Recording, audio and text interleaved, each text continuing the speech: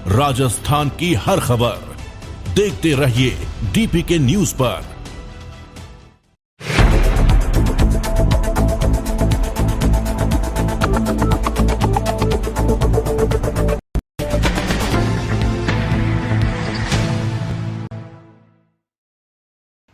देश में आईपीसी और सीआरपीसी कानून में संशोधन के लिए गृह मंत्री अमित शाह ने बिल पेश किए।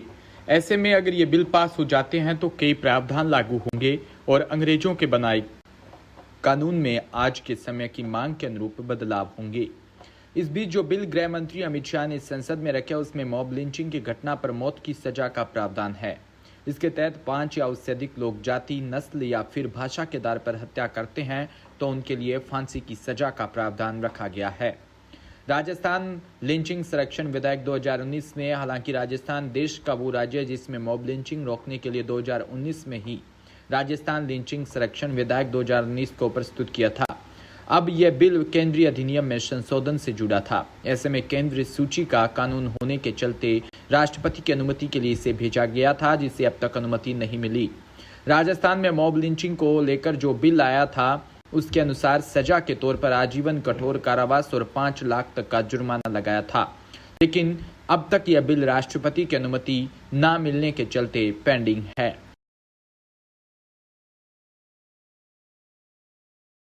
जयपुर के सिविल लाइन स्थित भारत नवनिर्माण पार्टी कार्यालय में आज प्रेस वार्ता आयोजित की गई। प्रेस वार्ता में राष्ट्रीय अध्यक्ष दीनदयाल जाखड़ ने प्रदेश अध्यक्ष की नियुक्ति करते हुए बताया कि पूर्व उपराष्ट्रपति के भतीजे व वर्तमान सरकार में मंत्री के बड़े भाई राष्ट्रीयवादी करण सिंह को दी गई है। वह संविधान बचाओ जागृति लाओ कार्यक्रम का भी जल्द शुभारंभ करण सिंह के सहयोग से करेंगे। करण सिंह ने भारत निर्माण पार्टी के राष्ट्रीय अध्यक्ष को यह आश्वासन दिया कि जल्द ही राजस्थान में मजबूत संगठन खड़ा करेंगे और राजस्थान में 200 विधानसभा सीटों पर मजबूती के साथ चुनाव लड़ेंगे।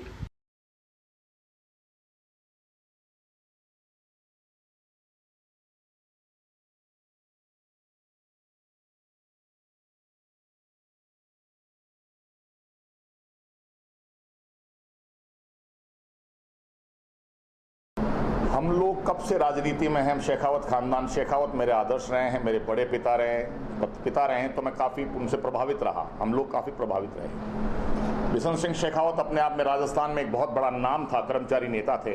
उन्होंने अपनी स्वयं की कभी निर्माण की चेष्टा नहीं की, उन्होंने लोगों के निर्माण की चेष्टा की। मेरे बड़े पिता गोवर्धन सिंह जी, उनके विषय में मैं ज़्यादा कुछ नहीं कह पाऊँगा। कभी गाँव में या लोगों से आप सुनिएगा, उन्होंने बहुत लोगों को सर्विसेज, रोजगार उपलब्ध कराए। मेरे पिता स्वयं ने कभी खुद का निर्माण नहीं किया। मेरे पिता हर समय एक बात कहा करते हैं कि तुम एक तो पीठ पीछे किसी की बात नहीं किया करो, एक बीते हुए कल में मत जाया करो, समय व्यर्थ जाएगा। इस समय जब आज मैं वर्तमान की राजनीतिक परिदृश्य को देखता हूं, जब टीवी पे डिबेट देखता हूं, तो क्वेश्चन तो वर्तमान का होता है, उसको पास्ट में ले जाया जाता है, अतीत में, और अतीत से भविष्य में ले जाया जाता है, तो वर्तमान गौण हो जाता है। जब वर्तमान गौण होता नजर आया तो मैंने किसी न किसी का दामन, पहले मैंने जनजागृति अभियान के तहत राष्ट्र निर्माण की चेष्टा रखने वाला आदमी हूं। जो प्रजातांत्रिक देश है, ये राजतंत्र नहीं है, ये प्रजातंत्र है। ये जनता जनार्दन, हर नेता प्रजा के द्वारा निर्माण होता है। अभी नेता लोग बरगला गए हैं, ये ऐसी ऐसी घोषणाएं करते हैं कि हमें कोई हरा नहीं सकता, हमें कोई कुछ नहीं कर सकता।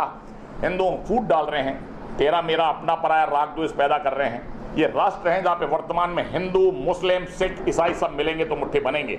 अभी वर्तमान में देश में अराजकता का माहौल पैदा हो गया है। जब नेता स्वयं का खुद का निर्माण करने लग जाए तो सामने वाले का निर्माण रुक जाता है। जब एडमिनिस्ट्रेशन को बात करते हैं पुलिस वर्दी में, तो उनमें ईगो बहुत आ चुका है। आईएएस ऑफिसर्स वो अपने स्वयं का निर्माण करना है। डॉक्टर कहता है कि बहुत बड़ा हॉस्पिटल पैसा कमाने के लिए बना है। मरना एक बार है, गाड़ी घोड़ा धन संपत्ति बंगला नीचे रहेगा। करण सिंह अपने राष्ट्रवादी करण सिंह और शेखावत मैंने इसलिए हटा दिया कि वर्तमान में जातिवाद बहुत लोग कर रहे हैं, सांप्रदायिकता बहुत ज्यादा फैलती जा रही है। जातिवाद पे शुरू में मेरे बड़े पिता कहा करते थे कि जिस जाति में जिसका जन्म हो उस पर गर्व करना चाहिए, जिस जाति में जिसका जन्म हो उस पर गर्व करना चाहिए। जब जब कोई व्यक्ति अपने आप को असुरक्षित महसूस करता है वो जातिवाद की ओर अग्रसर होता है, और जब जब कोई राजनीतिक पार्टी अपने आप को असुरक्षित महसूस करती है और धार्मिक उन्माद फैलाती है। मैं कभी किसी राजनीतिक दल की बात न करके भारत नवनिर्माण की ही बात करूंगा। जब मैं मेरे अध्यक्ष जी से बहुत प्रभावित हुआ, जब मैं फर्स्ट टाइम उनसे मिला मैं अध्यक्ष जी से बहुत प्रभावित हुआ, उनकी बातों से, उनके विचारों से। मैंने उस शुरुआत को लेके जाएंगे कि हिंदू, मुस्लिम, सिख, ईसाई सब मिलते हैं तो राष्ट्र बनता है। शिक्षक के पास शिक्षित होने शिष्य जाता है। और वर्तमान में आज एजुकेशन कहाँ खड़ी है? एक शिक्षक जाता है और वो कहता है मैं राजपूत हूं, मैं कहता हूं राजपूत आ गया जाओ, ब्राह्मण आ गया जाओ, बड़ी कास्ट आ गया जाओ, सबको बाहर निकाल दो। ये पाप है, इससे राष्ट्र का निर्माण नहीं होगा। कहा गया जिस जाति में, मैं बोलता हूं, आज ब्राह्मण के अपन भगवान क्यों मानते हैं? ब्राह्मण ब्रह्मा का मुख है, ब्राह्मण भगवान स्वरूप है, इसको शुभ कार्य भगवान समझ के बुलाया जाता है। इसमें वाद्य आता तो ब्रह्म तत्व खत्म हो जाता है। कई जातियों में विश्वास खत्म हो गया, न्याय खत्म हो गया, निर्माण खत्म हो गया, बलिदान खत्म हो गया। हमें उन विश्वास, न्याय, निर्माण और बलिदान की चेष्टा के लिए पब्लिक में जाना है। सत्ता आना ना आना वो डिफरेंट है, लेकिन कांग्रेस, बीजेपी, बसपा, राजपा की बात नहीं करूंगा। बिना भारत नवनिर्माण पार्टी के कोई सत्ता नहीं आएगी, ये आपको मैं दावा कर रहा हूं। आपको दिख जाएगा 2023 में सत्ता किसकी आ रही है। आप मानते हैं कि कांग्रेस पार्टी? जयपुर में एसोचैम राजस्थान ने कल टोंक रोड स्थित एक निजी होटल में आई स्टार्ट राजस्थान और सूचना प्रौद्योगिकी विभाग राजस्थान सरकार के सहयोग से स्टार्टअप लैब्स के माध्यम से tech exchange navigating IT landscape पर एक तकनीकी सम्मेलन का आयोजन किया। 150 से अधिक आईटी कंपनी और स्टार्टअप ने सत्र में भाग लिया। एसोचैम राजस्थान राज्य विकास परिषद के अध्यक्ष आर्किटेक्ट तुषार सोगानी ने कहा कि यह सम्मेलन सभी उद्योग के नेताओं, स्टार्टअप संस्थापक, उद्यम पूंजीपति, एंजल निवेशकों सहित अनेक रणनीतियों का पता लगाने के लिए एक मंच प्रदान करेगा।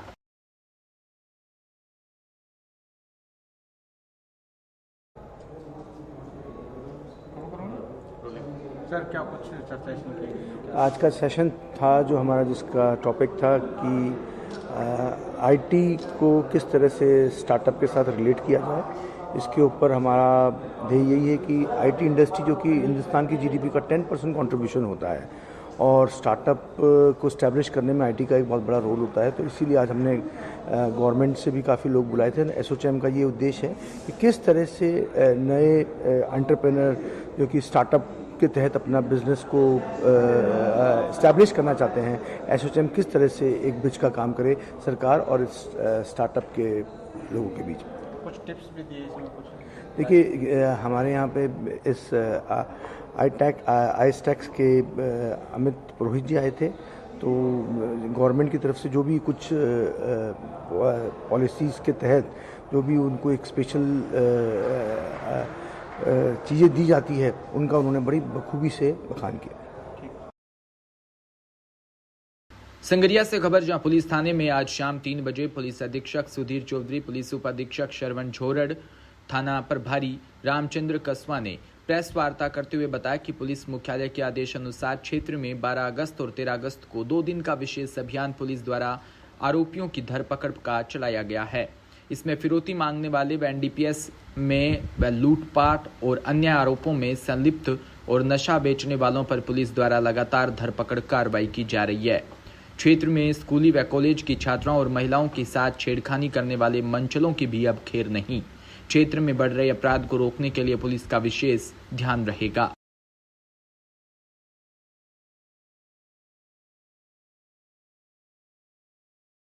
सरकार के निर्देश हैं, पुलिस हेडक्वार्टर के निर्देश में स्पष्ट है, बच्चियों को शिक्षा का पूरा मौका मिले और समाज में कोई भी व्यक्ति उनको अनावश्यक परेशान ना करे। उसको देखते हुए सरकार का निर्देश ये है कि जो मनचले लड़के और बदमाश किस्म के लड़के बच्चियों को परेशान करते हैं, उनकी लिस्टिंग हम थाना स्तर पर कर रहे हैं। हमने पूरे जिले के अंदर पुलिस अधिकारी को निर्देश दिए हैं कि वो लड़कियों के कॉलेजेस में, स्कूल्स में जाएं, उनसे इंटरेक्ट करें। अगर कोई व्यक्ति, कोई बच्चा उन्हें परेशान करता है, उसकी सूचना हमें दें। शिक्षकों द्वारा बच्चियों को छेड़ने के, बच्चों को छेड़ने के भी केसेस हमारे यहाँ आ रहे हैं। रिसेंटली हमने रावसर में केस है, इसमें हमने शिक्षक को न केवल वो सस्पेंड हुआ है बल्कि अरेस्ट भी हुआ है पॉस्को एक्ट में। तो अब अगर इस तरह का गंभीर मामला आता है हमारी नज़र में, तो हम तुरंत स्ट्रिक्ट लीगल एक्शन लेते हैं। और इस लीगल एक्शन के बारे में हम लोगों को जागरूक भी करना चाहते हैं। आपके मार्फत हम ये बताना चाहेंगे कि बच्चियों को छेड़ना पॉस्को के अंदर एक गंभीर अपराध है और उसके अंदर आपको सजा मिलेगी। और जो बच्चे और जो लड़के इस तरह की गतिविधियों में लिप्त रहते हैं, जैसे उनका प्रकरण भी दर्ज नहीं हुआ, उनका कंडक्ट खराब रहेगा, तो उनको सरकारी नौकरी नहीं दी जाएगी और हर थाने में इस तरह का रजिस्टर खोला जाएगा जिसमें कि मकराना से खबर, जहां राजकीय उच्च प्राथमिक विद्यालय वसुंधरा नगर में समाज सेवी व विकास समिति के सह सचिव मेघवाल समाज सेवा समिति के मंत्री गंगाराम तानाड़ा ने अपने जन्मदिन के मौके पर प्यारे बच्चों को बुक व पेन और फ्रूट वितरण कर मनाया। बताया कि ये बच्चे भारत का भविष्य है, इनमें से ये देश के रक्षक निकलेंगे। समाज सेवा व मानव सेवा ही हमारा उद्देश्य है। आज हर समाज के व्यक्ति को स्कूल में बच्चों के बीच जाना चाहिए, जिससे बच्चों की हर जरूरत समाज सेवी व सेवी भावी संस्था को पता चल सके।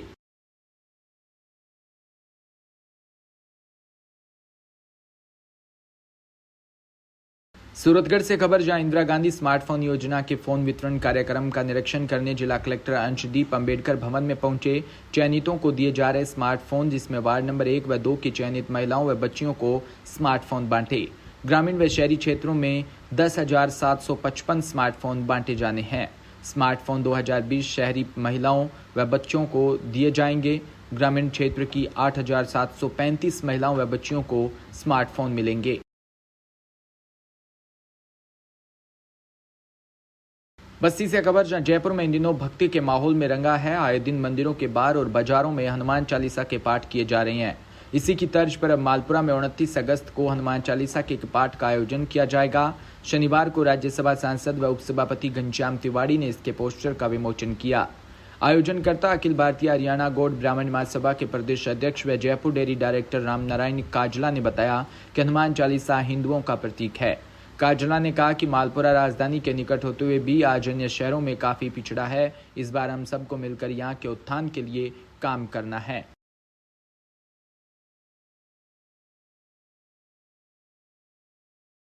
30 अगस्त मंगलवार को मालपुरा में काठी रोड पे नशिया का बालाजी महाराज का मंदिर है। उसके अंदर बहुत बड़ा एक विशाल आयोजन रखा गया है हनुमान चालीसा का। इसके अंदर मालपुरा और आसपास के गांवों का हजारों आदमी भक्तगण आएंगे और एक साथ हनुमान चालीसा का पाठ करेंगे और ईश्वर से कामना करेंगे कि सुख शांति से रहे। और उसी रोज है जो भोजन का भी आयोजन रखा गया है। जो भी भक्त आएंगे हनुमान चालीसा का पाठ करेंगे उनके लिए भोजन की व्यवस्था भी की गई है। और ये मालपुरा में पहली बार एक बड़ा आयोजन होने जा रहा है।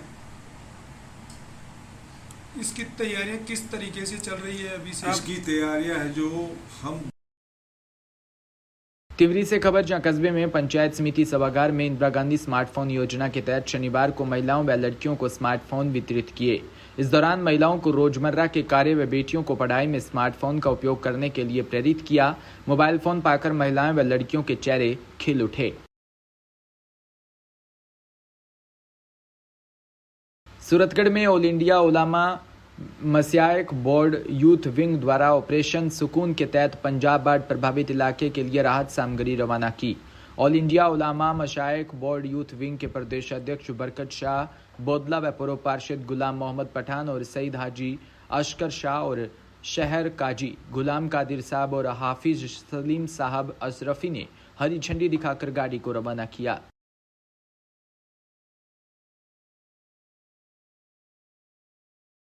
के तहत ये सामग्री भेजी जा रही है। जो हजरत मोहम्मद अशरफ जलानी कोचौचू साहब ने फरमाया है कि मोहब्बत सबसे, नफरत किसी से नहीं, एक मोहब्बत का संदेश है। बिल्कुल।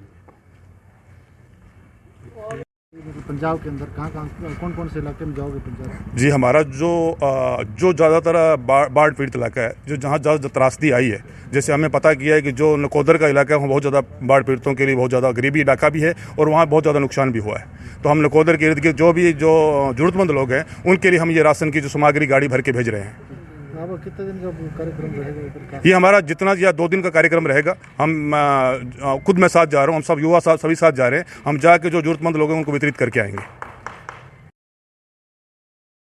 पावटा से खबर जहां इंदिरा गांधी स्मार्टफोन योजना के तहत प्रागपुरा की महात्मा गांधी राजकीय विद्यालय में उपखंड अधिकारी पावटा मूलचंद लूनिया के मुख्य अतिथि व अजयपाल यादव तहसीलदार पावटा व विकास अधिकारी राकेश वर्मा की उपस्थिति में ग्राम पंचायत बुचारा के लाभार्थियों को स्मार्टफोन का वितरण का कार्यक्रम का शुभारंभ हुआ। इस दौरान बड़ी संख्या में लाभार्थियों, महिलाओं व विद्यार्थी मौजूद रहे।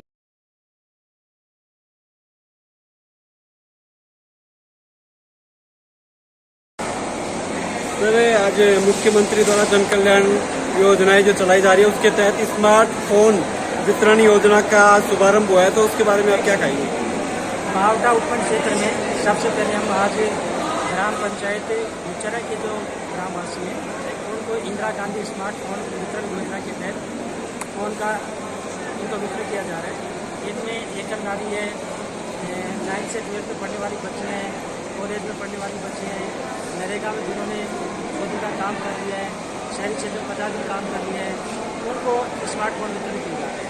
राजस्थान सरकार की बहुत ही महत्वाकांक्षी योजना है और मोबाइल के माध्यम से ये अपनी गवर्नमेंट की स्कीम्स हैं उनके बारे में जानकारी कर सकते हैं और अपना आवेदन कर सकते हैं। तो इनको स्पेशली परीक्षित योजना उनकी जानकारी भी मिल सके। Thank you.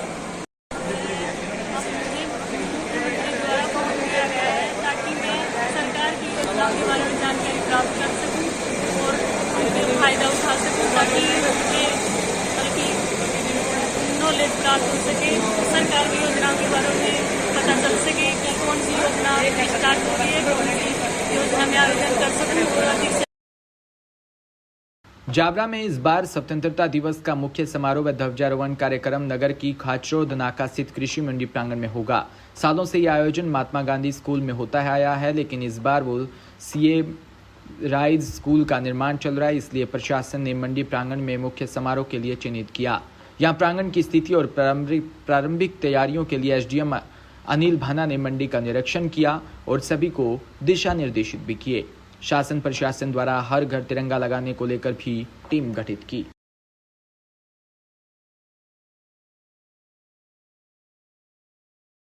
15 अगस्त उत्साहपूर्वक और उल्लास से मनाने के लिए राष्ट्रीय पर्व है। जावरा अनुभाग में हमने तय किया है कि हर घर तिरंगा रहेगा। 10 तारीख से हम ये कोशिश करेंगे हम अपने घर पे तिरंगा लगाएं जो 15 अगस्त तक चले, रोशनी करें, आप दिए लगाएं। साथ ही 14 तारीख को मेरी माटी मेरा देश थीम पर एक कार्यक्रम जो मध्य प्रदेश शासन का है उसके लिए गीता भवन से एक रैली निकलेगी जो पूरे शहर के मुख्य मार्गों पर होती हुई चौपाटी पे जो एसडीएम ऑफिस उसके पास में एक अमृत वाटिका बनाई है, यहाँ पे उस वाटिका में वृक्षारोपण होगा, राष्ट्रध्वज का फहराया जाएगा और राष्ट्रगान गाया जाएगा। वहाँ जिसके पास राष्ट्रध्वज नहीं होगा उसको भी शासन ने इंतजाम किया। राष्ट्रध्वज सबके पास पिछले वर्ष के हैं, अगर जिनके पास नहीं है उनको उपलब्ध कराए जाएंगे, रियायती दर पर उपलब्ध करवाए जाएंगे, नहीं होगा तो मुफ्त उपलब्ध करवाए जाएंगे। लेकिन लगाना हमारी अस्मिता, हमारी शुचिता के लिए और हमारे गौरव और सम्मान के लिए आवश्यक है। इसलिए सभी जावरा अनुभाग के निवासियों से मेरा निवेदन है कि अपने अपने घर पे तिरंगा अवश्य लगाएं। Okay sir, thank you.